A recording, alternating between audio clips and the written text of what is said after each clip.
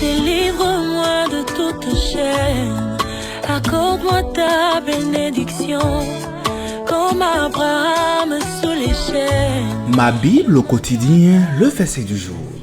Romains chapitre 8, le verset 28, je cite. Nous savons du reste que toute chose concourt au bien de ceux qui aiment Dieu, de ceux qui sont appelés selon son dessein. Fin de citation, glorifions le Seigneur. Le verset du jour nous rappelle que Dieu est souverain et qu'il peut transformer toutes choses en bien pour ceux qui l'aiment et qui sont appelés selon son dessein. Bien-aimés, dans le chapitre 8 de cette épître, Paul expose la vie dans l'esprit et les bénédictions qui en découlent pour nous les croyants. Il parle de la liberté qui est trouvée en Jésus-Christ et de l'espérance qui nous est donnée par le Saint-Esprit. Paul nous encourage dans ce chapitre à vivre selon l'esprit plutôt que selon la chair. Et il met en évidence le fait que Dieu est avec nous dans toutes les circonstances de la vie.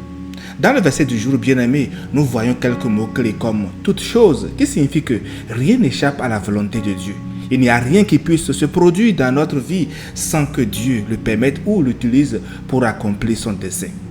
Concours, un autre mot-clé que nous voyons, qui signifie que toutes les choses travaillent ensemble en harmonie pour accomplir le plan de Dieu. Rien n'est en dehors de son contrôle.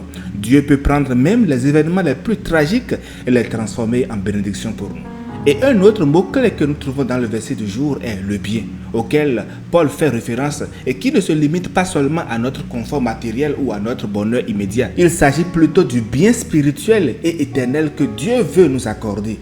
Il peut utiliser les épreuves pour nous raffermir dans notre foi, pour nous purifier et pour nous conduire à une plus grande intimité avec lui. Le verset précise que cette promesse s'applique à ceux qui aiment Dieu et qui sont appelés selon son dessein. Chers amis, notre amour pour Dieu est essentiel car il reflète notre relation intime avec lui.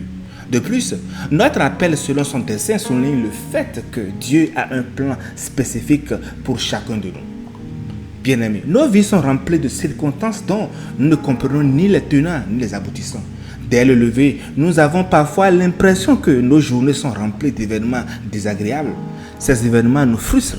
Mais ce qui nous frustre le plus, vous savez, c'est de ne pas comprendre pourquoi nous sommes obligés de traverser ces moments difficiles. Dans ces moments d'incompréhension, bien-aimés, qu'il est bon de savoir que toutes choses concourent à notre bien. Cette promesse nous encourage et nous donne de l'espoir pour notre avenir.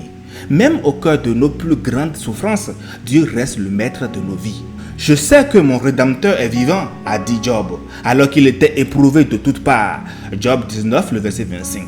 Job a dû faire face à la maladie, au deuil, à des souffrances atroces, à des attaques spirituelles, sans compter même que son épouse et ses amis l'ont accablé de reproches. Mais Job sait, dans son cœur, il sait que son sauveur est vivant et qu'il se lèvera pour lui.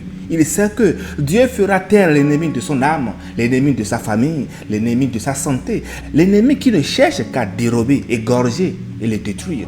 Jean 10, le verset 10. Chers disciples de Christ, Dieu désire vous encourager, vous et moi, à nous attacher fermement à lui. Mais à nous attacher à qui? Au Dieu Tout-Puissant, le Créateur de l'univers, l'Éternel des armées, le bon berger, l'Alpha et l'Oméga, le Seigneur Dieu, celui qui est, qui était et qui vient, le Tout-Puissant. C'est lui, à lui que nous devons faire confiance.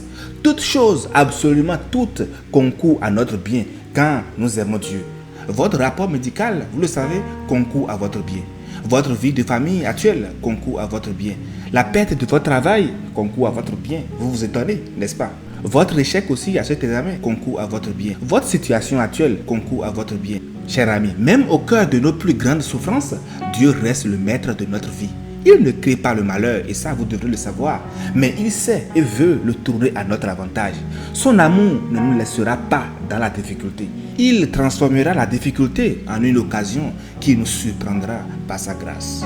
Chers frères et sœurs, tu ne comprends pas ce que tu vis. Aie foi en Dieu qui change le mal en bien. Bonne méditation et miséricorde de Christ sur tous. Alléluia chez vous. Et quand j'appelle ton nom, mes tempêtes s'apaisent. Et quand j'appelle ton nom plus fort,